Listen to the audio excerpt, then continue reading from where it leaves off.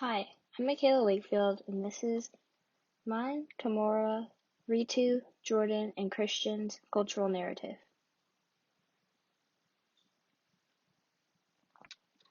Kimmy, are you coming to golf practice tomorrow? You know, Coach will literally kill you if you miss another practice, Camille shouted from the locker, closing it after putting her last period anatomy book in its respected place, the middle shelf. Girl, I don't know. The debate team interest meeting is the same day and I need to join more clubs. Colleges love to see well-rounded people and I can't only participate in sports. Kimmy walked 3 lockers down to meet her teammate Camille and best friend of 4 years at her locker. Camille sighed and leaned against her locker, while her head rested on the top slits of the door. Kim, you need to stop stressing. I swear all you do is worry about college and how you're not doing enough. Which isn't true, I know, because whenever I want to go to the mall and hang out, you're always at some club, practice, or volunteer thing. There isn't a club in Pine Hill High School that you aren't in. You're already number 1 in the class in 1997 and a shoo-in for valedictorian, Camille expressed, giving her a pointed look. You need to chill. Kimmy stayed silent for a beat, considering, truly, what her friend was saying. Kimmy was always anxious and nervous about her future because one wrong move and it could all go down the drain. She wanted, no needed, to be prepared. She could miss another practice. Golf could wait. Plus, the Harvard golf team recruiter isn't coming until the match after next. She had time. Hopefully. The day of the debate team meeting was stressful for Kimmy because she wanted to make a good first impression and because she had golf practice on her mind. As the day went by, Camille kept telling Kimmy, "It's going to be okay, you got this, and I will go with you so you won't be nervous." No matter how many times she said that, Kimmy always psyched herself out. As everyone was finding their seats, Camille and Kimmy decided to sit in the very front to make it seem like they were attentive because everyone else was mostly sitting in the back. As they sit down, they hear someone say, "Hi," but have no clue who said it. As they look around, Camille spots someone she has never seen before. Her name is Raina. Raina is one of the top students of their class and does not really speak to anyone because of how she was raised in her culture. "Hi, Raina. You probably don't know who I am, but my name is Camille, and this is my friend Kimmy," said Camille with a big smile. Raina responded, "Hey, Kimmy and Camille, is this your first day here at debate?" "Yeah, we are here for the experience and because it could make my college apps look better," Kimmy explained. As they continued their conversation, the debate club leader called the meeting to order and Kimmy and Camille made a new friend. At every meeting after, the trio always met in the cafeteria to walk to the meetings together. They sat together and never had a debate without each other. The big debate was coming up on March 17, 1997, which was only 2 days away. This meant that there was no playing around and that it was time to get serious. To prepare, the girls would meet after school at Kimmy's house and have their own personal debates, which would sometimes get a little heated, but it was nothing for them. On the day of the debate, Kimmy called Camille and Raina. "I am totally freaking out about today. I can't do this. I'm too nervous," said Camille, panicking. "We got this. We are together and that's all that matters," Camille said calmly. Raina added, "Camille, it's all right. I think we should meet up at lunch before the debate so we can calm our nerves." Kimmy and Camille both agreed, and they ended the conversation on a positive note. "Hey, what are you thinking about?" Camille places her giant healthcare textbook on the table at lunch and looks at Kimmy as she turns around with her Chick-fil-A sandwich at hand. "I mean, other than the freaking debate discussion coming in a few days, I forgot the entry essays are due in a week. Miss Acerman said that for the schools that I've applied for, she would need a draft to see where I am, which is why I plan on finishing it next period." Kimmy starts eating and talking between mouthfuls. Camille stares in momentary disgust and then starts laughing. "Calm down. Oh my God. Camille!" A sharp voice yells from across the courtyard. "Come here, quick." Camille turns to see the golf coach standing at the athletics building door, holding it for the other students entering the building. "Coach is calling us. Let's go." Kimmy grabs her hand. "Don't tell her I'm here." "What do you mean?" Camille turns Kimmy around, but not enough for the coach to tell that it was Kimmy she was talking to, with at least her hair tied up in a two-wrapped knotted braid. Kimmy lets her hand go and slightly shakes her head no. Camille sighs in disbelief, and a face full of concern shifts her looks. "Just go." Kimmy could tell Camille was mad with the way she stormed off. It was the fourth practice that she'll be calling off later that day, and with the numerous meetings coach was holding, Kimmy would find out that she'll be sitting out for the next 2 matches. That, and the recruiters were to be there next week. There goes my chance of getting more offers, she thought as Raina approached her bench. What was that about? Raina spoke softly as she sat down. Camille's a little heated that I'm blowing practice off. Again. I thought she would understand my persistence to get noticed by the schools I applied to, but it's like she's making it about her and our goal for the best commits to an Ivy League school. Kind of like the time she took over the debate period because Sean made a statement about sports in a general manner. Yes, I remember that, responded Raina, but it's still golf, a team sport, sort of, and a sport you were both committed to ever since you guys met, which was also through golf, if I'm not wrong. I know Raina, and I love her so much because of that, but I'm thinking future me, and I feel that she's thinking present her and me. You know what I mean? It's better to live in the present than... Raina gets interrupted by the loud dings of the bell signaling that lunch is over and fourth period is starting soon.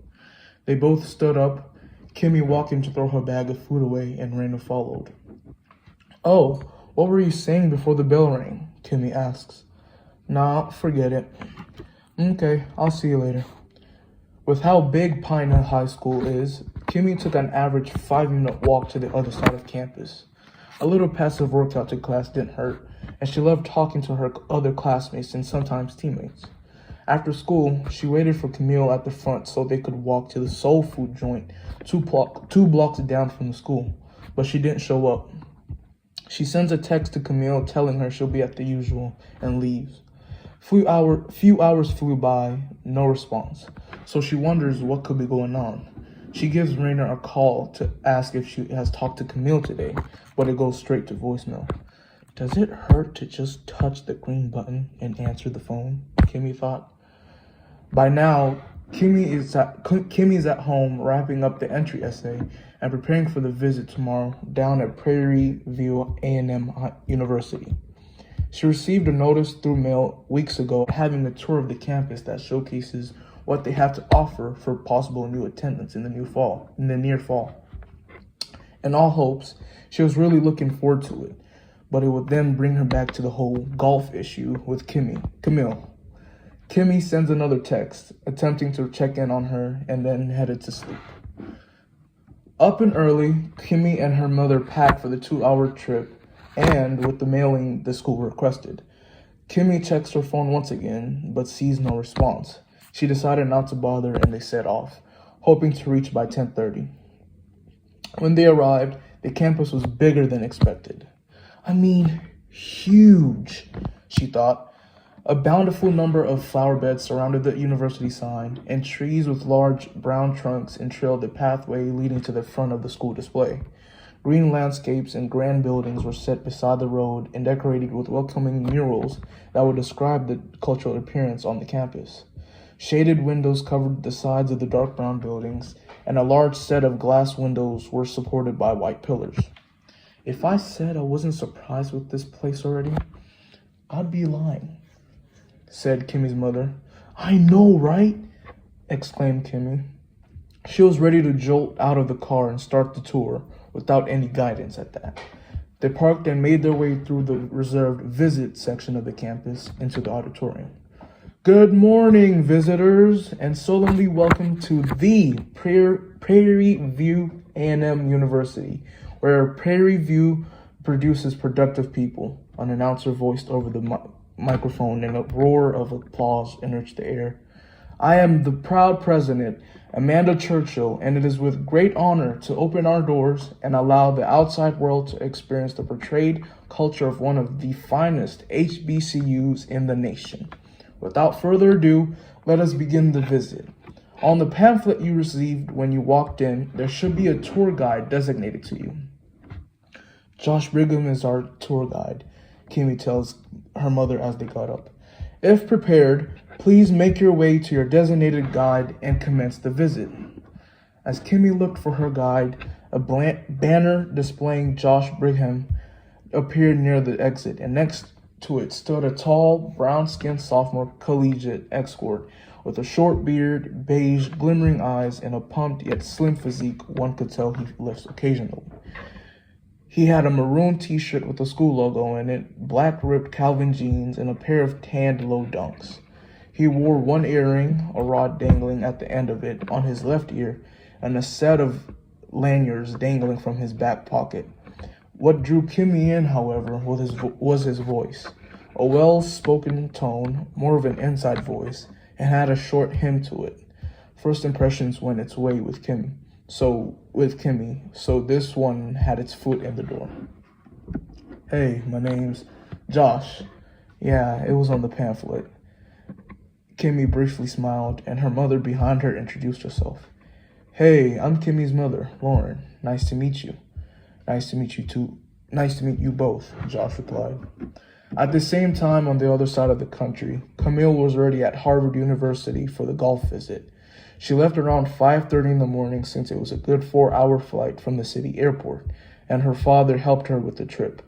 First thing after she landed, she went to the check-in port and got her packages. She checked her phone and saw the 2 messages from Kimmy. She put her phone back on Do Not Disturb and headed for the campus. Harvard Athletics was presented on the large 45-inch flat screen as Camille walked in the door. Highlights from the past volleyball game and football parade shuffled through the portrait. As she set her bag down, a woman walked out of the section office and meets her. Camille, she asks.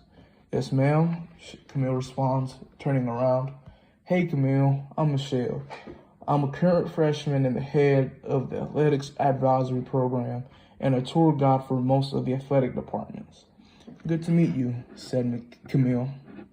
Michelle jumpstarts the meeting. Please, right this way.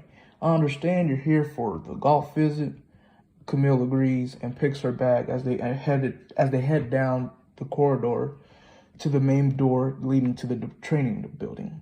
Michelle hands her a brochure along with a folder containing more information about the tour. Today, I'll be showing you around the campus, but mainly the sports facilities that you notice, and then we'll head to the golf facility, talk to the coaches, and take photos. Does that sound good to you? Can't wait to get started. Camille laughed with Michelle and proceeded to the basketball gym. Back at Prairie, Josh, with Kimmy and her mother, have seen the majority of the showcase set up by the school regime. And so far, Kimmy has loved every second of it. From the dance team practicing for the halftime show during the football playoff game, the football players practicing, the marching band, and other sport programs, to the 50 or so clubs that other exhibited murals around the school and on the roads, and the housing across the campus. Kimmy felt as if this is what she's been missing, or perhaps yearning. The recognition of culture on a very much broad scale, the attention to minute detail, all of that she could mention. Josh brings the group to a halt to discuss the remainder of the visit. How are we feeling? Kimmy, without hesitation, jumps the line. I love it. Without a doubt, I'm in love with all of this. Same here, Kimmy's mother agrees. Although I wanted more of a personal opinion from you. You're a sophomore, correct? Josh nods and glances at Kimmy momentarily before shifting back to Lauren. Kimmy, taking a 360-degree view of the compound as to where they were currently standing, notices the stare and hides her smile as hard as she could. How would you say your experience with the HBCU is going? Continues Lauren. In my honest opinion, I've been pulling back on the commitment towards the program in general. Don't take me wrong. I love this school tremendously, but it's just something I feel missing from the devoted portion of it all. I do plan on finding it, but please do not let that take away your consideration from looking at attending here. Stated Lauren as she looked at Kimmy, who had her eyes dead beaming at Josh the whole time. What do you think, Kimmy? Can I make a quick call? Just checking with my AP remarks. Kimmy panicked with being put on the spot. She steps aside to call Camille, who at her end just finished talking to the golf coaches and watched some game footage of her high school golf career. After the coaches stopped, they took the photos of the golf props, clubs, and visuals in the background. They wrapped up the photo session, and after changing back into her red polo, khaki pants, and baby blue high tops, Camille followed Michelle back to the main lawn. So, how do we feel? Michelle simmers in between the crowded corridor full of boxes waiting on Camille. This was an opportunity of a lifetime, Michelle. Something kind of spoke to me while looking at the different facilities, and then the coaches made me feel welcomed. Oh, and the photos were just... Michelle laughs. Yes, I know, and there are way more. But sadly, that's all there is for the showcase. Oh, you can sneak in one more, said Camille jokingly. They both laughed. I'm glad you loved it, Camille. Lastly, do you have any concerns? So far, there's nothing that caught my attention in a negative way. Have you guys ever considered adding more staff for some of the training facilities? Michelle shifts her weight back on her right leg as she leans on the glass plaque. Well, yeah, I'm figuring that out, but it's taking longer than expected to get more employees that want the job, especially people of... Never mind. Camille picked up people of color. I saw that, but I didn't want to point it out. I suppose, but it's not big, nor is it being noticed as well, so I'm not sure how to handle it. Michelle straightened her posture and sighed. But love, don't let that affect your visit in any way, okay? Camille nodded. They shook hands in mutual respect they established, and Camille was convinced this was home. The ride to the airport was peaceful as Camille saw famous sights in Massachusetts, monuments she's never heard of. She checked her phone, seeing 3 missed calls from Kimmy. Considering the amount of time she's been trying to reach her, Camille shoots a text back. What? Oh, hey, was checking in to say I went for the visit at Prairie View. Oh, cool. We got paired up with a tour guide, and it's just this one guide. Girl, you should have seen him. Okay. What you doing then, since you were barely interested in my day? Went to Harvard for golf. You went to Harvard? I thought we said we're going together. What happened to that?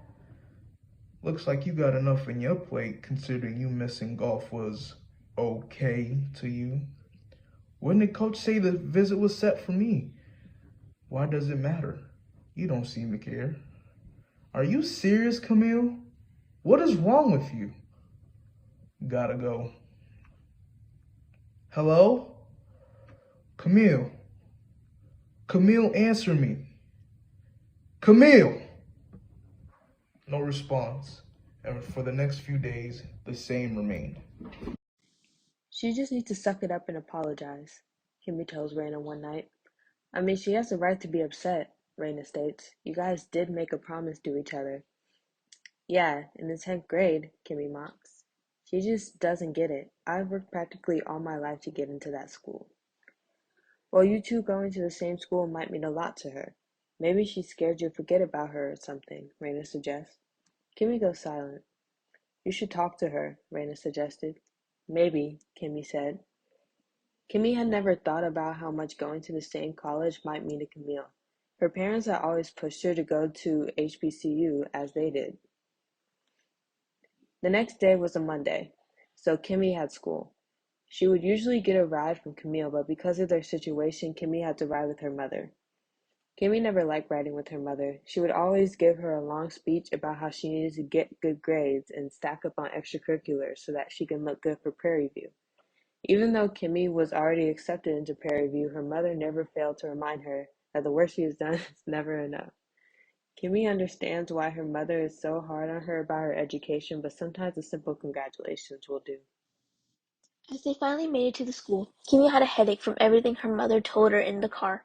Her mother finally stopped the car. Kimmy got out as quick as she could and bolted towards the school. She walked the halls, not really paying attention to where she was walking, just going where her legs would take her, which ended up being a huge mistake.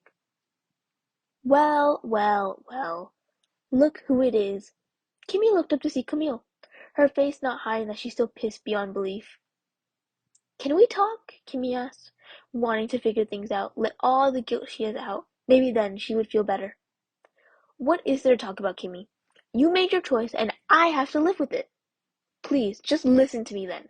You know how my family is. You know how they have been pushing me my entire life. Why I thought college would be my choice. Something I could do on my own and be out on my own. But at the same time, my parents were pushing me to go to an HBCU, and I looked into Prairie View A&M University, and I genuinely liked it.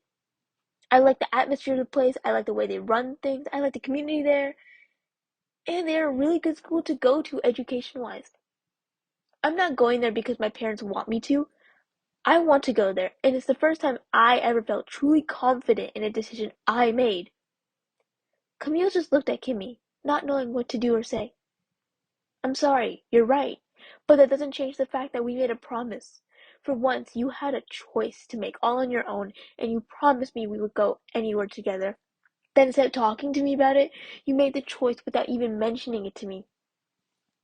Kimmy sighed, and just started to walk away, when all of a sudden Camille started to speak more. But I understand. I know this was your first real choice in your life, and you want to do what you want. I understand, and I shouldn't be mad at you for that. I'm sad we won't see each other most after high school, but that doesn't mean we won't be friends, and I can learn to live with the fact that we won't be at the same college, but still be in touch, and still be friends, Camille says as she smiles at Kimmy. Kimmy smiled back and nodded, knowing that whatever did happen, they would be fine in the end. They both started to walk down the hallways, laughing and being exactly who they are. Even if they're unsure of the future, they know whatever happens, no matter what, they will be completely fine.